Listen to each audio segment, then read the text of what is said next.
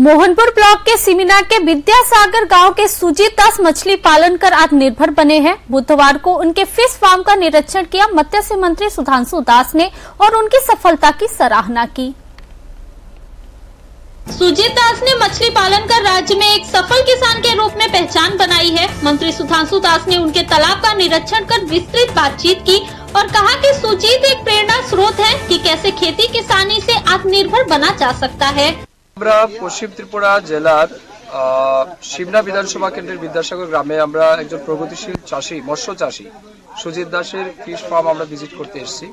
तो आमरा এই পরিদর্শনকালে ওনার মৎস্য চাষী উনি কিভাবে সফল হয়েছেন এই সমস্ত ইতিহাস জানলাম এবং ওনার ফার্মটা আমরা ভিজিট করেছি, ওনার বৃহদাকার জলাশয় দেখেছি এবং আমরা অত্যন্ত আনন্দিত উনি যেভাবে মৎস্য চাষের মাধ্যমে নিজেকে প্রতিষ্ঠিত করেছেন এবং একজন স্বাবলম্বী ব্যক্তি হিসেবে নিজেকে তুলে ধরেছেন, তার জন্য আমরা অত্যন্ত আনন্দিত এবং আমরা ফিশারি ডিপার্টমেন্টের পক্ষ থেকে ওনাকে আশ্বস্ত করেছি যে আমাদের পক্ষ থেকে যে যে রকমের সুযোগ সুবিধা ওনার প্রয়োজন আছে সব রকমের সুবিধা আমরা পৌঁছে দিতে রাজি আছি।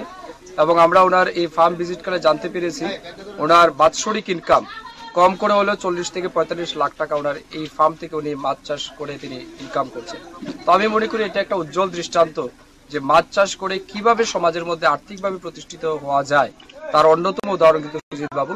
আমি মনে করি সুজিত বাবু শুধুমাত্র ব্যক্তি জীবনে প্রতিষ্ঠিত এমন নয়, তিনি অত্র এলাকার সমস্ত বেকার যুবক যুবতীদের জন্য অন্যতম প্রেরণার স্রোত এবং ওনার কাছ থেকে অনেকের শিক্ষা নেওয়া উচিত কিভাবে ব্যক্তি জীবনে প্রতিষ্ঠিত হওয়া যায়।